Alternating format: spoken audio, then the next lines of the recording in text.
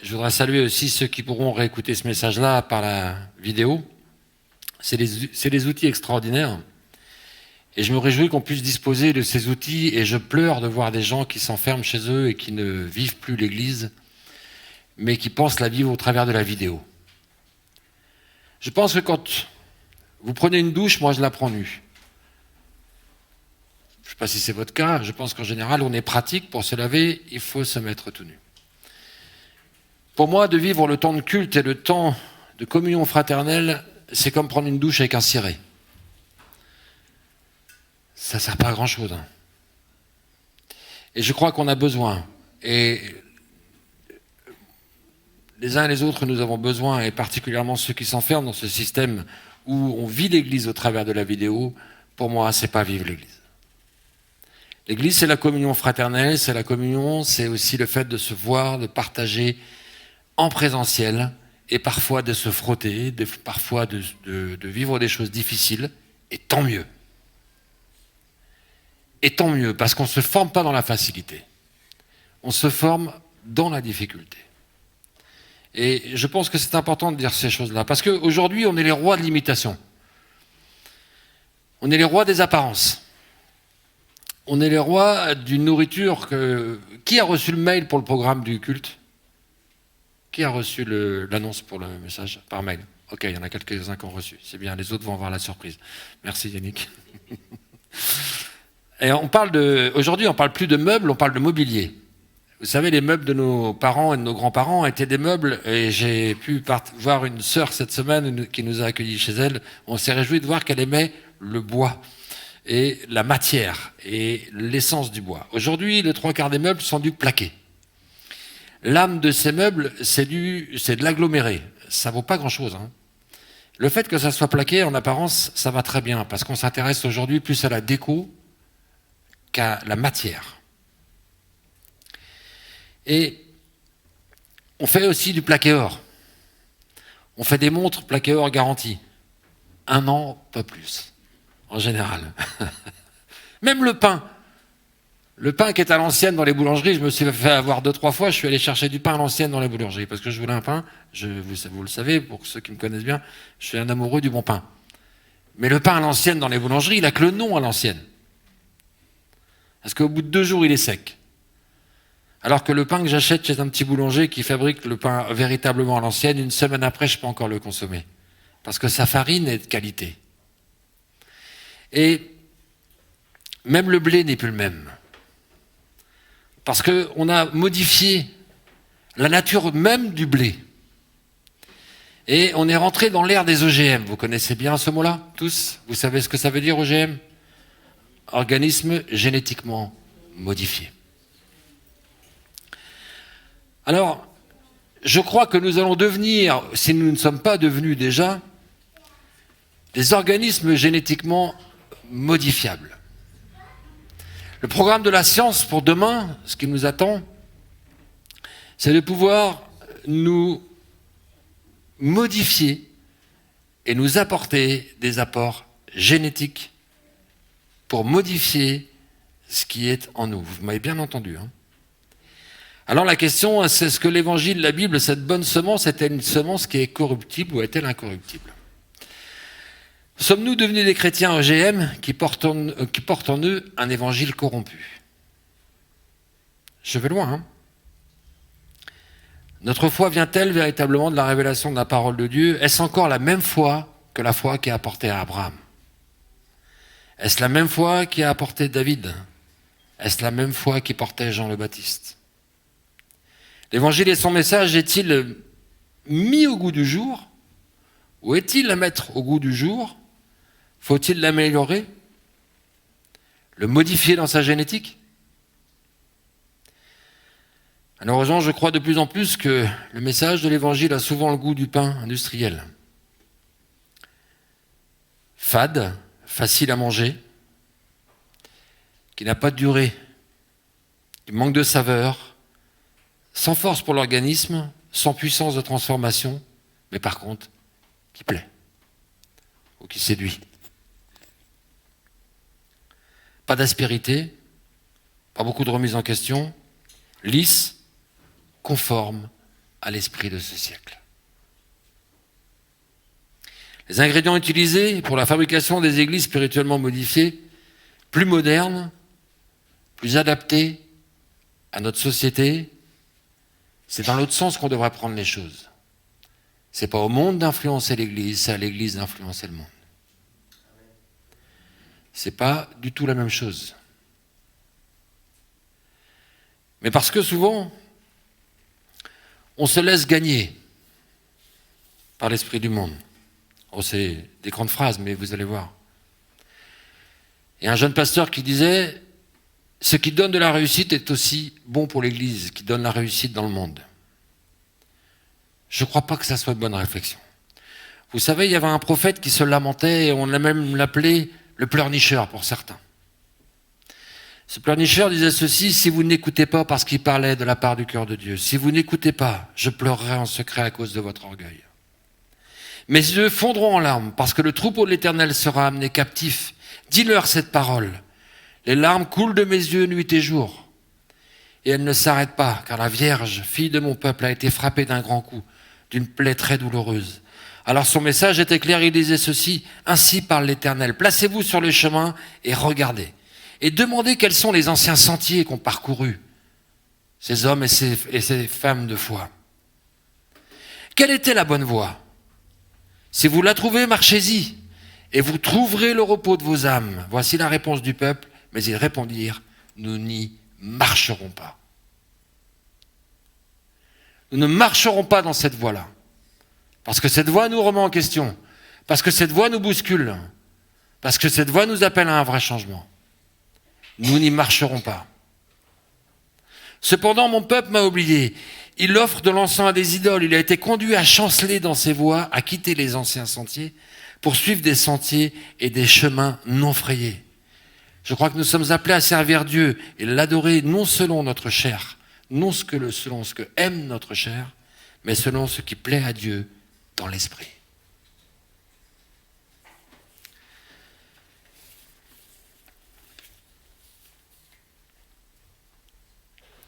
Une plante OGM a été modifiée par une main étrangère.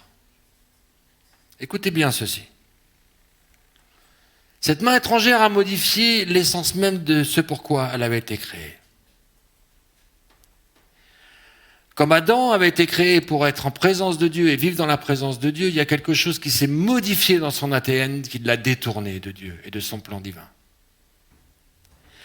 Alors cette plante, quand vous la regardez, je vais vous dire, je suis incapable de reconnaître une plante OGM d'une plante qui n'est pas OGM dans un champ.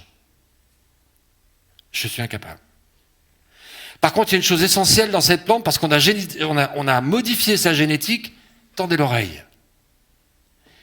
En modifiant cette génétique, cette plante est devenue stérile. Cette plante a perdu la capacité en elle de redonner la vie. Elle est devenue stérile. Je ne fais pas la différence entre un tournesol OGM et entre un tournesol naturel. La chose qui les différencie, c'est la vie qui est en elle. Et la capacité de donner la vie.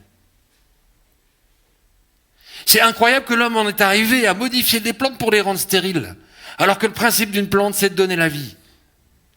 Le principe d'un homme et d'une femme, c'est de donner la vie.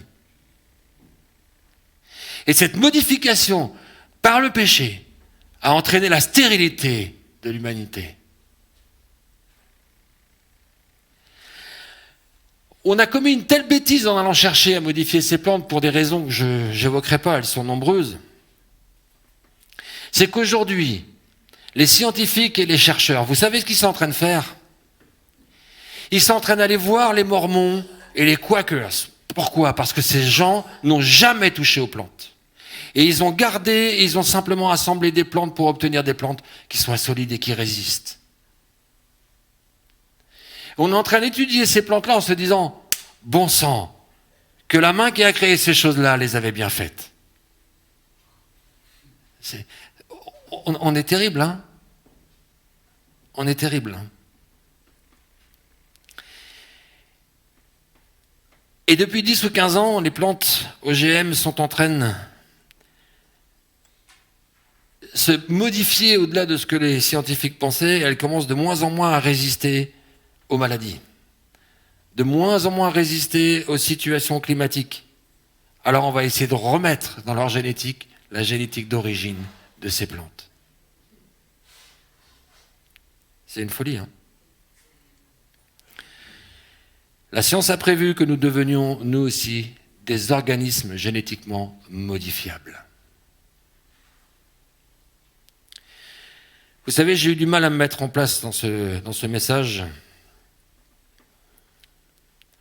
parce que porter la voix de l'Écriture et la voix des prophètes devant vous, c'est une lourde responsabilité. Je sais bien que celui qui enseigne sera jugé plus durement. Dans les maisons vivantes, nous avons fait des études sur le livre de Jacques, et Jacques nous rappelle que celui qui enseigne sera jugé plus durement. Mais je crois que celui qui écoute le message de la parole, sans que cela ne brise son orgueil, sans que cela ne travaille pas son cœur pour revenir dans les voies du Seigneur, que celui qui ne cherche pas ou qui refuse la repentance sera jugé durement. Vous m'entendez bien ? Retrouver le goût de l'authentique, passer par une semence saine et véritable. Je vais vous lire 2 textes, je vais être un petit peu long dans mes lectures. J'allais commenter, mais j'aimerais d'abord que vous puissiez vous situer en tant que plante, en tant que création de Dieu. Jean, sur l'île de Patmos, quand il a prophétisé, il était dans une situation difficile. L'Apocalypse veut dire action de dévoiler, se faire connaître. C'est un voile qui est levé. C'est ce qui nous est dit, en grec, c'est apocalypsis, c'est dévoiler. Et en latin, c'est revelatio, c'est la révélation. Chapitre 1, il nous est dit révélation de Jésus-Christ que Dieu lui a donné pour montrer à ses serviteurs les choses qui doivent arriver bientôt et qu'il a fait connaître par l'envoi de son ange à son serviteur Jean. Celui-ci atteste la parole de Dieu et le témoignage de Jésus-Christ, soit tout ce qu'il a vu. Écoutez bien ceci. Heureux celui qui lit. Heureux celui qui lit et ceux qui entendent. La responsabilité de ceux qui lit le texte et la responsabilité de ceux qui entendent. Les paroles de la prophétie et qui gardent les choses qui y sont écrites car le temps est proche. Jean, aux 7 églises, il écrit qu'ils sont en Asie. Il n'écrit pas à celui qui s'est isolé volontairement. Il n'écrit pas à un ministère. Il écrit aux églises. Que la grâce et la paix vous soient données de la part de celui qui est, qui était et qui vient, et de la part des 7 esprits qui sont devant le trône, de la part de Jésus-Christ, le témoin fidèle, le premier-né des morts et le prince des rois de la terre. À celui qui nous aime, qui nous a délivrés de nos péchés, par son sang, qui a fait de nous, je voudrais que vous vous positionnez dans la lecture que je ferai tout à l'heure, en tant que sacrificateur. Que vous positionnez en tant que sacrificateur. Le pasteur, le prophète, l'évangéliste, etc., n'est pas plus qu'un sacrificateur. Vous êtes des sacrificateurs pour Dieu son Père, qu'il soit, à lui soit la gloire et la puissance au siècle des siècles. Voici, il vient avec les nuées, tout œil le verra. Même ceux qui l'ont percé, et toutes les tribus de la terre se lamenteront à cause de lui. Oui, amen. Je suis l'alpha et l'oméga, je suis le début et la fin. Dit le Seigneur Jésus, celui qui est, qui était, qui vient, le Tout-Puissant. Vous connaissez ce chant, hein ? À celui qui nous aime, Vous le connaissez ? De nos péchés, par son sang, et qui a fait de nous un royaume des sacrificateurs pour Dieu son Père.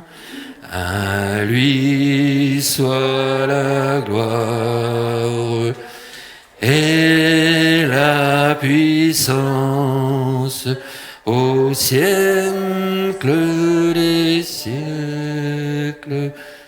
Je chante pas bien, hein, mais je suis pas doué avec ce chant-là, je reconnais.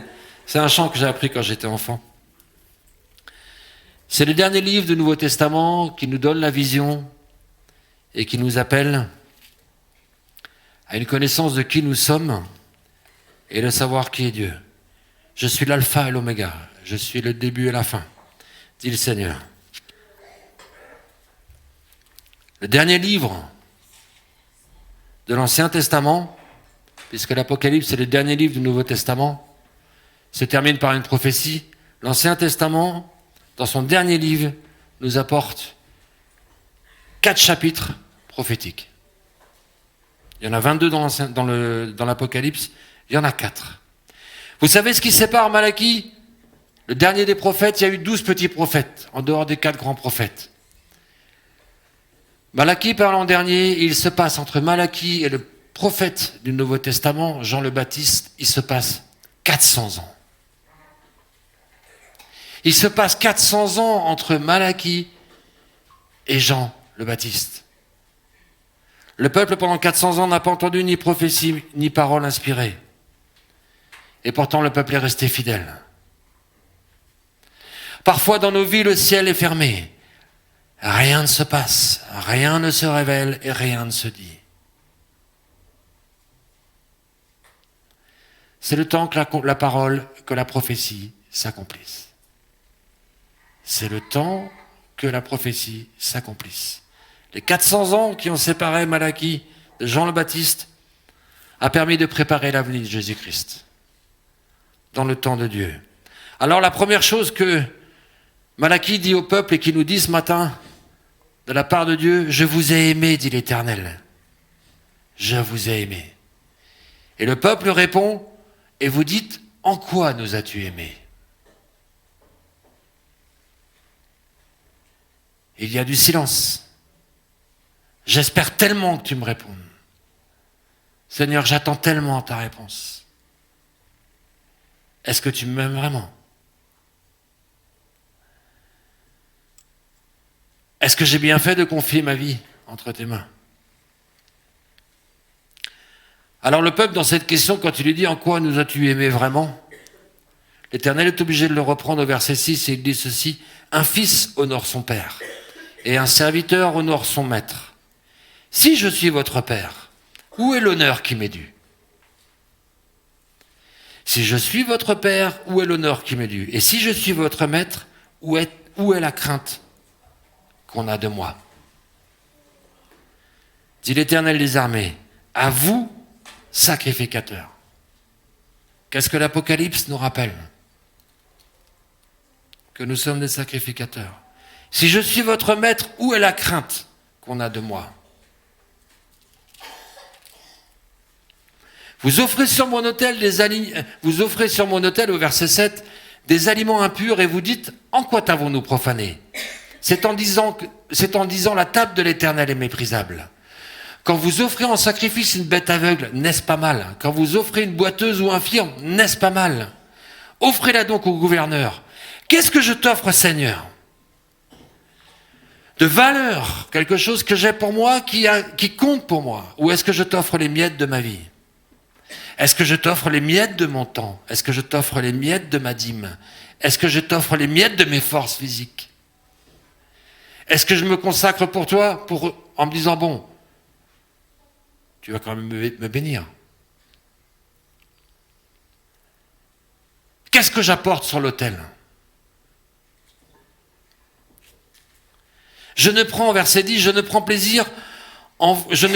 aucun plaisir en vous, dit l'Éternel, et les offrandes de votre main ne me sont point agréables. Les offrandes de votre main ne sont point agréables. Pourquoi elles ne sont pas agréables? Parce que le peuple a dit, si je suis votre maître, où est la crainte qu'on a de moi?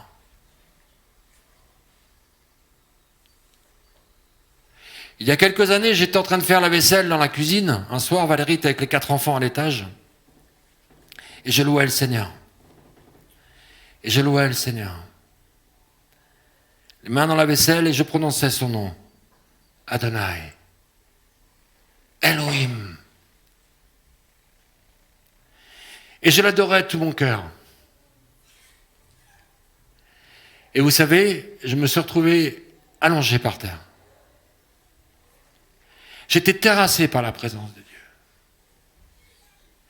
J'étais terrassé par la présence de Dieu, de commencer à mesurer la grandeur de Dieu. Et toutes les forces qui me tenaient debout, elles ont été écroulées. Parce que j'avais besoin d'apprendre dans ma vie, et j'espère que vous l'apprendrez si vous ne l'avez pas appris, j'avais besoin d'apprendre un saint respect de Dieu. Parce que je n'étais pas respectueux par rapport à mon Seigneur. Dans mes choix et dans mes attitudes, je prenais Dieu à la légère. Mais quand on invoque le nom de l'Éternel, la légèreté ne peut plus être supportée devant la présence de Dieu. Et quand on apporte une louange à l'autel de Dieu, quand on apporte quelque chose, vous pensez que Dieu va accepter que ce soit des choses boiteuses? Vous ne le feriez même pas pour votre patron. Vous le feriez, ça, d'arriver à 10h30 le matin au travail, en short alors que vous avez un uniforme, en disant à Dieu, enfin à votre patron, non mais c'est bon, c'est cool. J'avais besoin d'apprendre un saint respect de Dieu. Pas une crainte servile en sa personne. Pas une crainte comme lorsque j'ai offert une Bible à une musulmane. Elle ne pouvait pas toucher le livre parce que elle considérait que c'était un livre saint, elle ne pouvait pas s'en approcher. J'ai voulu lui l'offrir, elle était là en train de faire des... Elle ne pouvait pas parce que pour elle, c'était sacré. Vous savez, j'ai admiré cette conscience-là du sacré. Parce qu'on a perdu la conscience du sacré envers Dieu. On néglige et on maltraite les choses de Dieu. Comment le Seigneur peut accorder alors cette offrande? Pourquoi Malachie est le dernier prophète qui a averti le peuple et qu'ensuite il y a eu un silence de 400 ans? Parce que le peuple n'a pas écouté Malachie. Parce qu'il demandait à ce que le peuple se repente et revienne de ses mauvaises voies. Et la voix de Malachie a résonné dans la voix de Jean le Baptiste, quand Jean le Baptiste a commencé sa mission en disant « Repentez-vous ».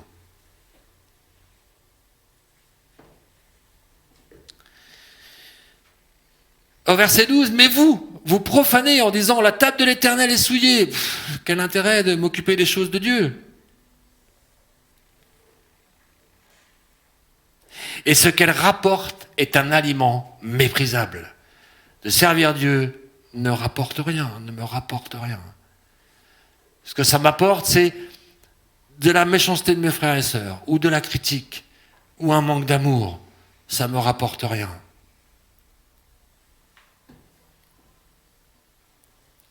Alors, verset 13, vous dites, quelle fatigue.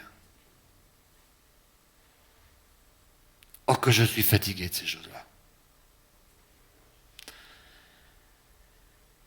Alors vous le dédaignez. Et on va aller jusqu'à mettre, cependant vous amenez ce qui est dérobé, boiteux ou infirme. Ce sont les offrandes que vous me faites. Maintenant, à vous cet ordre, sacrificateur. Si vous n'écoutez pas, et si vous ne prenez pas à cœur de donner gloire à mon nom, dit l'Éternel des armées, j'enverrai sur vous la malédiction.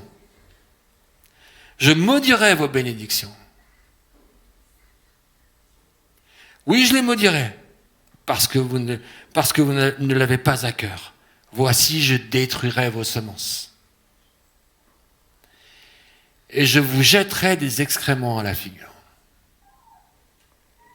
Je crois qu'il faut se méfier de la colère de l'Éternel. Il ne faut pas prendre les choses de Dieu à la légère. Et pourtant, verset 5, mon alliance avec lui était une alliance de vie et de paix. Ce que je lui accordais pour qu'il me craigne. Pour qu'il respecte mon nom. Alors il a eu pour moi de la crainte et il a tremblé devant mon nom. La loi de la vérité était dans sa bouche, et l'iniquité ne s'est point trouvée sur ses lèvres. Il a marché avec moi dans la paix, dans la droiture, il a détourné du mal beaucoup d'hommes. Car les lèvres, mes lèvres et vos lèvres, car les lèvres du sacrificateur doivent garder la science, doivent garder la connaissance de Dieu, la crainte de Dieu. Et c'est à sa bouche qu'on demande la loi.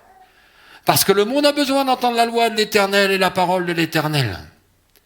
Et ceux et celles qui peuvent les apporter, ce ne peut être que les sacrificateurs.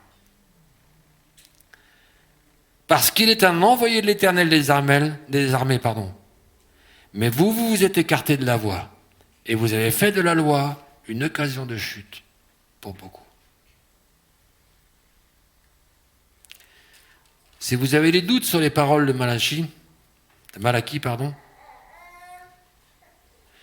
rappelez-vous que le Seigneur veille sur sa parole, et que ce livre est dans la parole que l'Éternel nous a amenée jusqu'à aujourd'hui.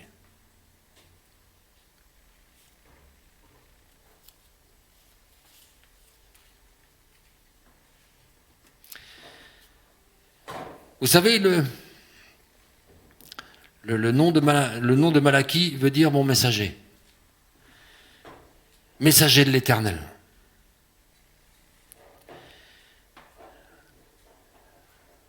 Beaucoup de gens souhaiteraient peut-être avoir ce don de prophétie. Mais je crois qu'il y a beaucoup de souffrances qui s'attachent au don de prophétie. Et de difficultés pour être dans le chemin de la révélation. Les prophètes qui ont vécu de toute époque ont traversé les temps pour leur vie et pour l'environnement difficile. Alors je crois que si la vie des prophètes, comme on le voit dans l'Écriture, avec tout ce qu'ils ont traversé, il y aura peut-être moins de gens à désirer ou à se dire prophète.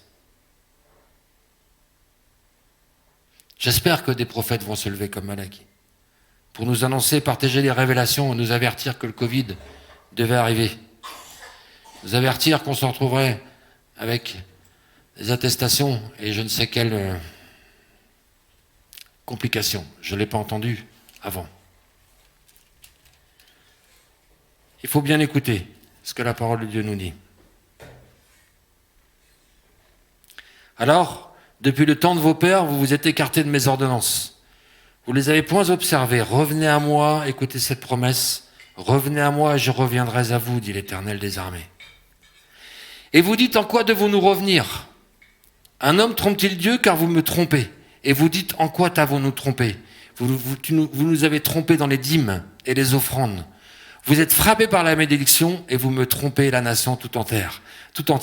Apportez à la maison du trésor toutes les dîmes, afin qu'il y ait de la nourriture dans ma maison. Mettez-moi de la sorte à l'épreuve, dit l'Éternel des armées. Mettez-moi de la sorte à l'épreuve, et vous verrez si je n'ouvre pas pour vous les écluses des cieux, et si je ne répands pas sur vous la bénédiction en abondance. Pour vous, je menacerai celui qui dévore, et il ne vous détruira pas le fruit de la terre, et la vigne ne sera pas stérile dans vos campagnes. C'est étonnant de dire ça quand on a écouté sur les OGM. L'Éternel des armées, toutes les nations vous diront heureuses, car vous serez un pays de délices. Il continue au verset 16, alors ceux qui craignent l'Éternel se parlèrent l'un à l'autre. Ceux qui craignent l'Éternel se parlèrent l'un à l'autre. Je ne sais pas comment vous parlez les uns avec les autres. Si c'est avec la crainte, dans vos paroles, en parlant sur vos frères et sœurs, en parlant sur les œuvres de Dieu, en parlant sur les enfants de l'Église. Il nous est dit, ils se parlèrent l'un à l'autre et l'Éternel fut attentif et il écouta. Et un livre de souvenirs fut écrit devant lui pour ceux qui craignent l'Éternel. 11 fois c'est rappelé dans le livre de Malachie la crainte de l'Éternel. Pour ceux qui craignent l'Éternel et qui honorent son nom. Ils seront à moi, dit l'Éternel des armées. Ils m'appartiendront au jour que je prépare. Je suis l'alpha et l'oméga et je reviens bientôt. Vous êtes toujours avec moi ? Ok.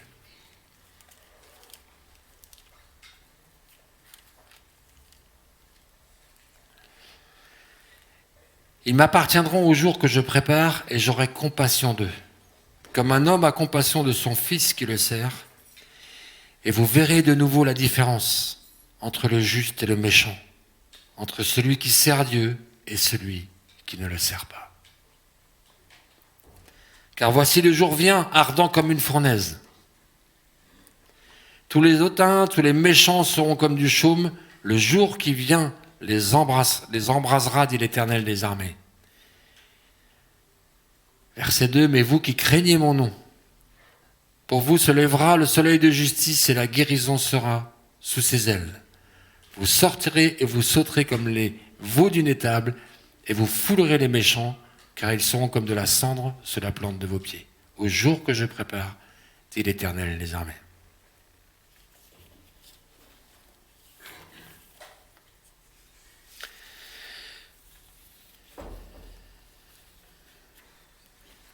Il me manque une feuille, je ne sais pas où elle est.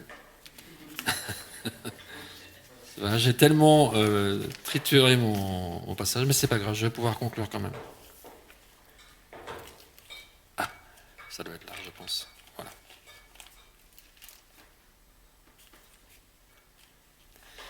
Vivant dans le monde, nous sommes constamment tentés d'emprunter ses outils et sa mentalité. Oubliant que la sagesse du monde est une folie aux yeux de Dieu.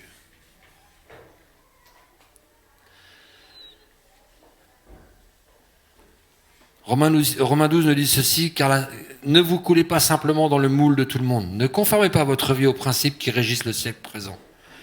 Ne copiez pas les modes et les habitudes du jour. Laissez-vous plutôt entièrement transformer par le renouvellement de votre mentalité. Adoptez une attitude intérieure différente. Donnez à vos pensées une nouvelle orientation afin de pouvoir discerner ce que Dieu veut de vous. Ainsi, vous serez capable de connaître et de reconnaître ce qui est bon à ses yeux, ce qui lui plaît et qui vous conduit à une réelle maturité. Alors, chrétien Arsatz, chrétien OGM, alors on s'est amusé à un petit jeu avec Yannick, il est doué pour ça. Hein. Bon, j'en ai trouvé quelques-uns, mais on a trouvé des bonnes. OGM, ça peut être aussi organisation de groupes de maison. Ça, c'est toi, Yannick. Hein. Moi, je pense que ça peut être aussi ouvrier guidé par le maître. À l'inverse, ça peut être un ouvrier gémissant et misérable. Ça peut être un oublieux ou une oublieuse, graveleuse et médiocre. Stérile. Ça serait mieux d'être un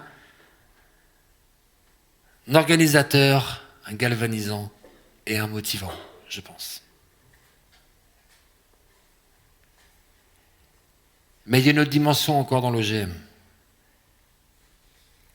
Le risque, c'est d'oublier la grandeur du maître.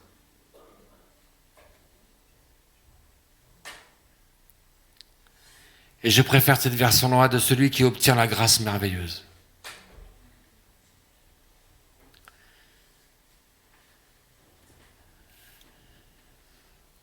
Dieu ne change pas, sa parole ne peut pas mentir.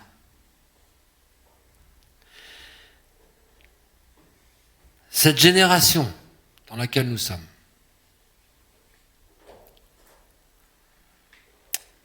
pousse le bouchon des connaissances et de la bêtise de l'humain. Et l'humanité prend ça à bras-le-corps.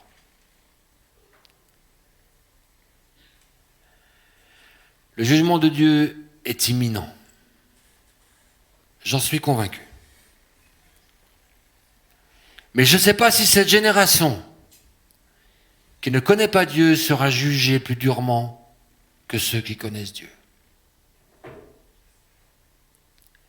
Et qui ne mettent pas en œuvre ce à quoi ils sont appelés. Prendre les choses de Dieu à la légère, c'est se moquer de Dieu. Prendre son nom à la légère, c'est se moquer de Dieu. C'est pour ça que je dis que ceux qui ont la connaissance et qui honorent pas Dieu et qui ne respectent pas Dieu, seront-ils jugés moins durement que ceux qui ne savent pas et qui ne connaissent pas ?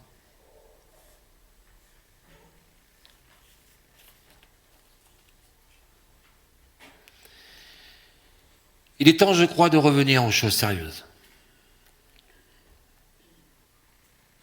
Et il est temps de reprendre les choses sérieusement.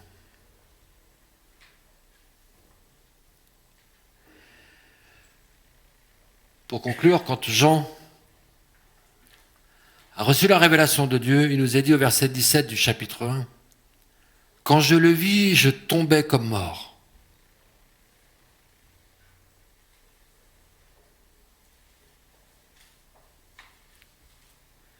Et l'ange a été obligé de lui dire, « Ne crains pas. » Il a reçu la révélation. Je ne demande pas dans mes prières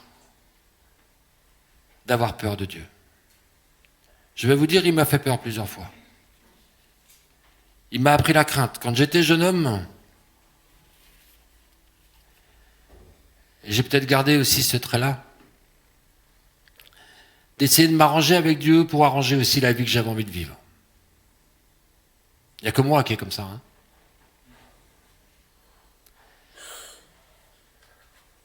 J'avais pris une décision devant lui.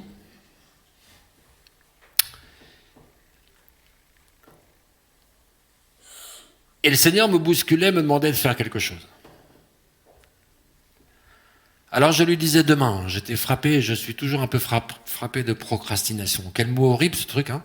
Procrastination. C'est aussi horrible d'ailleurs, ce mot-là, que le fait de le pratiquer. C'est peut-être pour ça qu'il est moche. C'est peut-être pour ça qu'il est moche. Et je me réveille une nuit, j'avais 26 ans, et je me sens pas bien.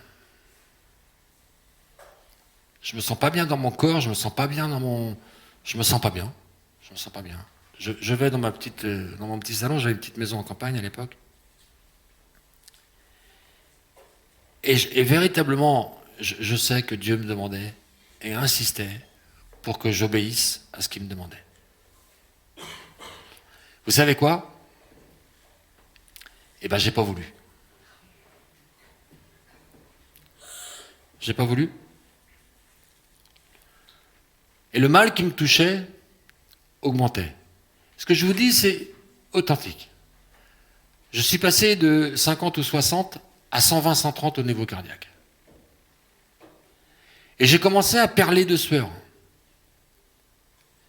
Et le Seigneur insistait, me disait, maintenant, il faut que tu obéisses à ce que je te demande. Et je lui dis, vous savez quoi? Je ne peux pas. Parce que je ne me sentais pas capable de le faire. Et c'était vrai. J'étais pas capable, je n'avais pas les forces de faire ces choses-là. Ou d'obéir à sa parole. Je suis passé de 130 à 160. Et j'ai commencé à avoir peur pour ma vie. Je résistais à Dieu. Je vous promets, je résistais à Dieu. Et Dieu ne m'a pas lâché. Et à un moment donné, j'ai cru que mon cœur allait lâcher. J'étais dans un état terrible. Mais je refusais parce que je me sentais pas capable de le faire avec mes forces, d'obéir à ce qu'il me demandait. Je connaissais ma nature.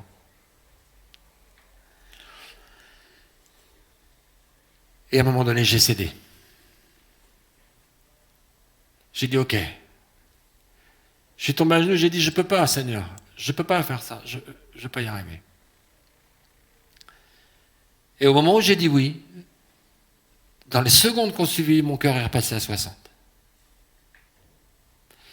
Et tous les tremblements, les sueurs qui me touchaient, la terreur qui me touchait, s'en est allé. C'est incroyable. Hein? Et je me suis recouché, je me suis rendormi. Et vous savez que le cœur de l'homme est tortueux par-dessus tout. Parce qu'en cherchant mon sommeil, je me suis dit, on verra demain matin. Déjà, je me détournais de ma promesse. Alors le lendemain matin, parce que Dieu est fidèle, le lendemain matin, à l'instant où je me réveille, il me dit maintenant, tu dois non seulement tenir ta promesse, mais confesser que tu vas t'engager à le faire. Et je l'ai fait. Et ce pourquoi je pensais ne jamais réussir à lutter n'est plus devenu une lutte, mais est devenu une liberté, une force. Ce qui me semblait impossible et qui m'était impossible parce que j'ai voulu accepter, j'ai fini par céder à la volonté de Dieu, ce n'est plus devenu un obstacle, c'est devenu une force. Mais là aussi, il fallait que j'apprenne à craindre l'Éternel. Il fallait que j'apprenne l'obéissance. Moi, rebelle comme il n'y avait pas. Bon, j'en ai gardé une part encore, hein, rassurez-vous. Ça serait bien que ça s'en aille aussi, tout ça. Voilà. Malachie, dans ses derniers mots, nous promettait, il recevait qu'un sauveur allait venir sauver l'humanité. Malachie avait reçu une vision, et c'était un homme qui portait justement son nom. Alors, voulons-nous devenir des ouvriers guidés par le Maître, obéissants, généreux et miséricordieux?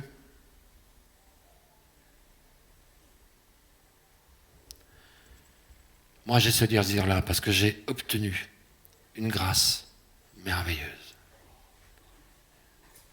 Nous avons reçu la vie. Nous ne sommes pas des OGM dont une main étrangère a mis une semence qui sera corruptible. Nous avons reçu dans nos cœurs une semence qui est incorruptible. Amen. Hey, super. Il y en a une qui a suivi. Hein. On va prier si vous voulez bien.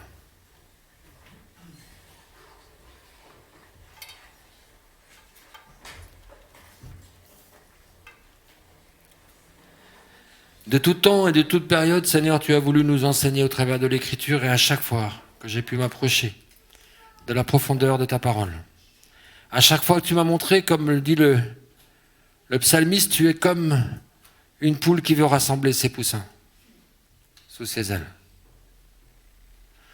Alors je te prie pour ceux qui prennent encore leur douche avec un ciré. Je te prie pour ceux qui ont besoin d'apprendre la crainte de ton nom. Et j'ai encore besoin, Seigneur, d'apprendre la dépendance et la soumission, Seigneur, à toi. J'ai besoin de considérer les offrandes et les dîmes que je te fais. Est-ce que ces choses-là, je les ferais pour un homme de ce monde important? Est-ce que j'aurais le même comportement si je devais m'adresser à un grand de ce monde? Toujours tu nous as appelés, toujours tu nous as rappelé qui tu étais, ta miséricorde, ton amour, mais aussi ta puissance. Et un temps viendra où les hommes ne pourront plus faire appel à ta miséricorde, mais ce sera le temps des jugements. Alors Seigneur, je te prie vraiment de nous faire considérer ou reconsidérer notre propre vie vis-à-vis de toi, notre engagement, et que nous puissions pleinement t'apporter notre louange et notre reconnaissance pour le Dieu que tu es, dans le nom de Jésus. Amen.